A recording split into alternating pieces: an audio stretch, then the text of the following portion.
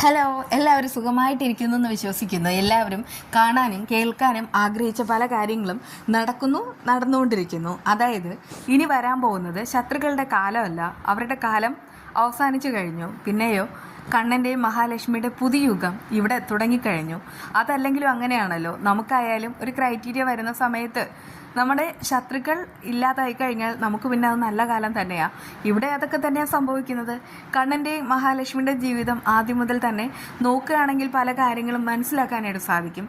കരുണയ്ക്കായിരുന്നു ആദ്യത്തെ തിരിച്ചടി, അവളുടെ കുഞ്ഞു പോയി. പിന്നെ മേഘനാഥൻ എന്ന് പറയുന്ന വൻമരം വീണു. അവൻ ഇനി ഒരിക്കലും എഴുന്നേൽക്കില്ലെന്നൊക്കെ ഡോക്ടേഴ്സ് മുഴുവനും വിധി എഴുതിയിരിക്കുന്നത്. ആ വിധി സമ്മാനിച്ചത് കണ്ണനും ആവുന്നല്ലോ. അതേസമയം പ്രതാപൻ ഇപ്പോൾ ലോക്കപ്പിലായി. അത് പിന്നീട് ജയിലിലേക്ക് പോകും. അതുപോലെ കൂട്ടുപ്രതി വാമദേവൻ, അയാളും കൂടെ തന്നെയുണ്ട്. പരസ്പരം രണ്ടുപേരും മുഖത്ത് ചെളിവാരി എറിഞ്ഞ് അവർ അവരുടേതായ രീതിയിൽ കാര്യങ്ങൾ മുന്നോട്ട് കൊണ്ടുപോകുന്നു.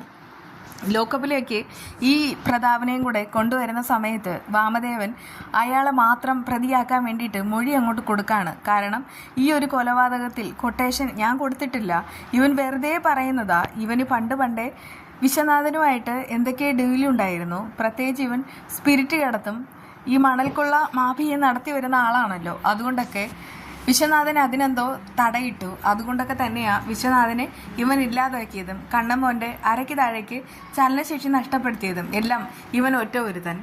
എന്തായാലും കൊട്ടേഷൻ കൊടുത്ത ആൾ തന്നെ ഇങ്ങനെ മലക്കം മറിയുമ്പോൾ പിന്നെ പ്രതാപനും പിടിച്ചു നിൽക്കാൻ കഴിയുന്നില്ല. അതുകൊണ്ട് തന്നെ പ്രതാപൻ അന്നത്തെ അവർ ഞെട്ടിക്കുന്ന സത്യം തുറന്നു പറയാണ്.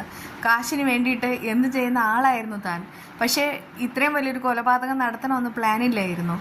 കയ്യിൽ ഒരുപാട് പണം കൊണ്ടുവന്ന് തന്നതും കൊട്ടേഷൻ തന്നതും ഈ വാമദേവൻ. ഇയാൾക്കായിരുന്നു കണ്ണൻ്റെ കുടുംബത്തിലെ സ്വത്ത് മുഴുവനും തട്ടിയെടുക്കാനുള്ള പ്ലാൻ. അതുകൊണ്ട് ഇങ്ങനെ ചെയ്തതെന്നൊക്കെ അറിയിക്കുന്നുണ്ട് കേട്ടോ. എന്തായാലും രണ്ടുപേർക്കും ഇടിയെന്ന് പറഞ്ഞ് എൻ്റെ ദൈവമേ, ഒന്നോ രണ്ടോ ഇടിയൊന്നും അല്ല, ആ എസ് ഐ ഒരു ഇടിയനാണോ എന്ന് നമ്മൾ സംശയിച്ചു പോകും. കയ്യിലാണെങ്കിൽ ഒരു വളയും കൂടെ ഉണ്ട്. പിന്നെ പറയേണ്ട കാര്യമുണ്ടോ, മൂക്കിടിക്കുന്നു, പിന്നെ നടുവാണെങ്കിൽ ചവിട്ടി പിഴിയുന്നു, പിന്നെ ഒന്നും പറയണ്ട. രണ്ടുപേർക്കും കോളാണ്, ചാകര എന്നൊക്കെ പറയില്ലേ, അത് തന്നെയാണ് ഇവിടെയും. ചാകര എന്ന് പറഞ്ഞാൽ ഒരു ഒന്നൊന്നര ചാകര. ഇടിയും അടിയും എല്ലാം മേടിച്ച് കൂട്ടുന്ന രണ്ടെണ്ണവും അങ്ങോട്ടും ഇങ്ങോട്ടും വീണ്ടും കുറ്റപ്പെടുത്തുന്നുമുണ്ട്. ഇനി അങ്ങോട്ട് രണ്ടെണ്ണത്തിനും ഒരുമിച്ച് നിൽക്കാനായിട്ട് കഴിയില്ല. അമ്മാതിരിയാ കൊടുക്കുന്നത്. കണ്ണനാണെങ്കിൽ വിളിച്ച് പറഞ്ഞിട്ടുമുണ്ട്. അതുകൊണ്ട് തന്നെ പ്രത്യേകിച്ച് പറയേണ്ട കാര്യവുമില്ല.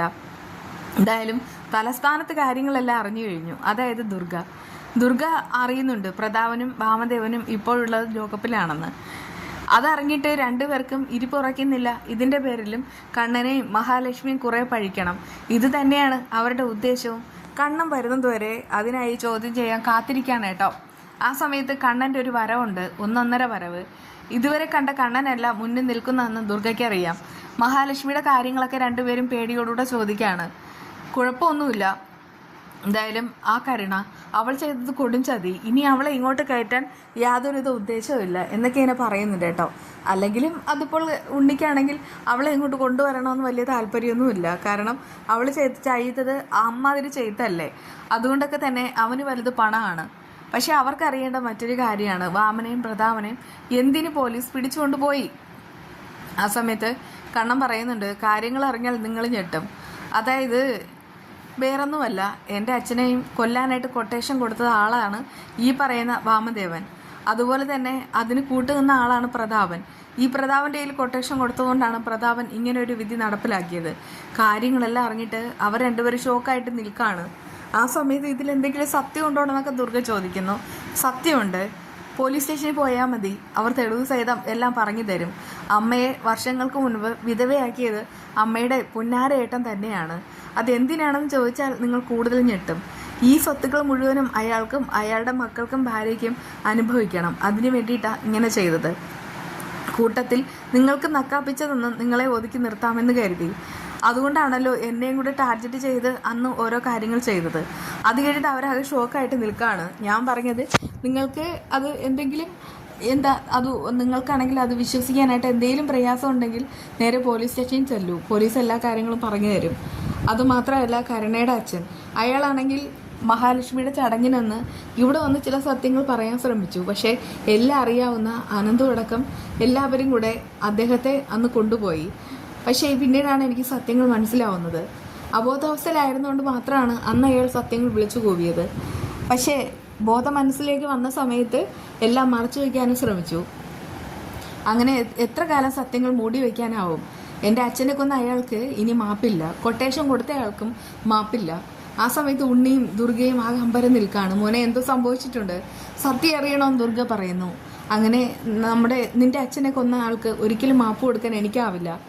പ്രതാപനാണോ അന്ന് ആ ലോറി കൊണ്ട് നിന്റെ അച്ഛൻ്റെ ബൈക്കിലേക്ക് ഇടിച്ചത്? എനിക്കൊന്നും അറിയില്ല മോനെ. എന്തായാലും എനിക്ക് ഇതിൻ്റെ സത്യം അറിയണം, അറിഞ്ഞേ പറ്റൂ. വാമേട്ടൻ എങ്ങനെ എന്നെ ചതിക്കാൻ കഴിയുമോ എന്നൊക്കെ ചോദിക്കുന്നുമുണ്ട്. ഉണ്ണിയും ആകെപ്പാട് അമ്പരം നിൽക്കാണ്. അതിനെപ്പറ്റി ഉണ്ണി ഇങ്ങനെ ഗഹനമായിട്ട് ആലോചിക്കുന്നുണ്ട്. ഇനി കരുണയും കൂടെ അറിഞ്ഞിട്ട് തന്നെയാണോ ഇങ്ങനെ ഒരു ചതി ഉണ്ടായത്? കാരണം ഈ ഉണ്ണിക്കാണെങ്കിൽ വിശ്വനാഥനെ ഇഷ്ടമായിരുന്നു. കണ്ണൻ സ്നേഹിക്കുന്ന പോലെ തന്നെ ഉണ്ണിയും സ്നേഹിച്ചിരുന്നു. ഒന്നുമില്ലേലും വിശ്വനാഥൻ്റെ സ്വന്തം മകനല്ലേ ഉണ്ണി. അതുകൊണ്ട് തന്നെ ആ ഒരു പരിഗണനയും സ്നേഹവും എല്ലാം അവന് വേണ്ടുവോളം കൊടുത്തിരുന്നു. പക്ഷേ കണ്ണൻ്റെ അമ്മയുടെ സ്വത്തായതുകൊണ്ട് മാത്രമാണ് ആ സ്വത്തുക്കൾ മുഴുവനും കണ്ണൻ്റെ പേർക്ക് പോയത്. പക്ഷേ വിശ്വനാഥൻ ജീവനോടെ ഉണ്ടായിരുന്നെങ്കിൽ എന്തെങ്കിലുമൊക്കെ ഉണ്ണിക്കും മഞ്ജുവിനും ആ സമയത്ത് കൊടുത്തേനെ. അതൊക്കെ ഉണ്ണിക്കറിയാം. അതുകൊണ്ടൊക്കെ തന്നെ ഉണ്ണിയുടെ മനസ്സിലും ഒരു വൈരാഗ്യം ഇങ്ങനെ പുനർജനിക്കുന്നുമുണ്ട്. ഇനിയിപ്പോൾ കൊട്ടേഷൻ കൊടുത്തത് വാമനാണോ എന്നുള്ള കാര്യത്തിൽ ഒരു ഉറപ്പും ക്ലാരിറ്റിയും കിട്ടണം. അങ്ങനെ ഒരു ക്ലാരിറ്റി കിട്ടിക്കഴിഞ്ഞാൽ പിന്നെ വാമദേവൻ്റെ തലയെടുക്കുന്നതും കഴുത്തെടുക്കുന്നതും എല്ലാം ഉണ്ണി തന്നെയായിരിക്കും. അതേസമയം ഇനി എങ്ങനെ പ്രതാപനെ രക്ഷപ്പെടുത്തും എന്നോർത്തിട്ട് മുത്തശ്ശിയും കരുണയും കൂടെ തല പോയഞ്ഞ് ആലോചിക്കുകയാണ്. പരസ്പരം കുറ്റപ്പെടുത്തുക എന്നല്ലാതെ ഇപ്പോൾ ഒന്നുമില്ല. നേരത്തെ ആണെങ്കിൽ മക്കളെ തേനെ പാലെ എന്നൊക്കെ ഇങ്ങനെ കരുണയെ വിളിച്ച മുത്തശ്ശി തന്നെ തിരിച്ച് പ്രാകുകയാണ്. കാരണം ഈ കരുണ കാരണമാണ് ഇങ്ങനെയൊന്നും സംഭവിച്ചത്. മഹാലക്ഷ്മി കരുണ പിടിച്ചു തള്ളാതിരുന്നെങ്കിൽ ഇപ്പോൾ ഇങ്ങനെയൊന്നും ഉണ്ടാവില്ലായിരുന്നു. എന്തായാലും കൈവിട്ട് പോയി. പക്ഷെ ഇനി ആര് പ്രതാപനെ രക്ഷപ്പെടുത്തും?